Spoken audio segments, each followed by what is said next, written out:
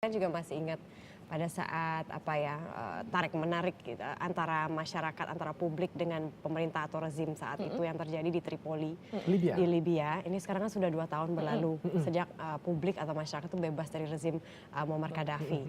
Nah, warga Tripoli, Libya merayakan peringatan merdekanya negeri Libya pasca kematian Muammar Gaddafi 2 tahun silam dengan mengibarkan bendera di sekitar Martyrs Square, Tripoli. Para penduduk Tripoli, ibu kota Libya, mengibarkan bendera dan mendirikan tenda pada hari Rabu kemarin dalam rangka memperingati 2 tahun sejak pemerintah peralihan menyatakan bahwa Libya telah merdeka. Bagaimanapun, aksi di Martyrs Square ini sangat kontras dengan perayaan 2 tahun lalu pasca kematian Muammar Gaddafi pada 20 Oktober 2011. Kala itu pemimpin baru Libya dicari untuk membawa era baru yang berdasarkan kebebasan, keadilan, dan perdamaian. Tapi 2 tahun telah berselang dan Libya telah jatuh menjadi negara anarkis tanpa kekuatan polisi dan tentara yang fungsional.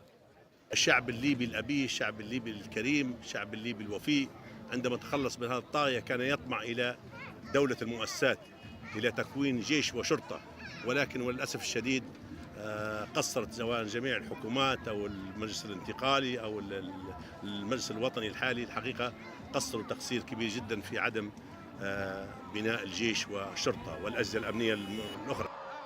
Pada hari Selasa, NATO mengumumkan bahwa NATO mengabulkan permintaan dari pemerintahan Libya untuk membantu membangun ulang bala tentara, penjaga perbatasan negara, dan pasukan keamanan.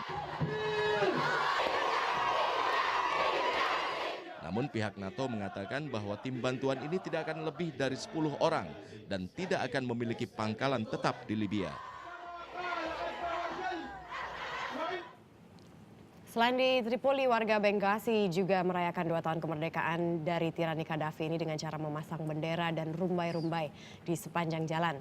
Pemerintah terpaksa menutup perbatasan antara Tunisia dan Mesir selama berlangsungnya perayaan ini untuk mencegah kericuhan. Nah, ini kan sudah 2 tahun berlalu ya. Kira-kira apa sih yang sekarang terjadi di Libya itu? Ini saya mengambil ada 2 pendapat. Jadi bagi warga Tripoli, ada warga yang mengatakan bahwa tidak ada yang berubah di Libya.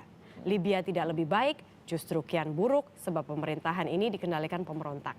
Tapi ada juga yang mengatakan, seorang pengacara dan juga aktivis hak asasi manusia yang mengatakan optimis dengan masa depan Libya. Saya rasa positif bagi Libya di masa depannya meskipun masyarakat diliputi rasa perasaan tidak enak. Tapi kalau misalnya kita mau melihat baru 2 tahun, memang ini masa-masa yang pemulihan gitu ya.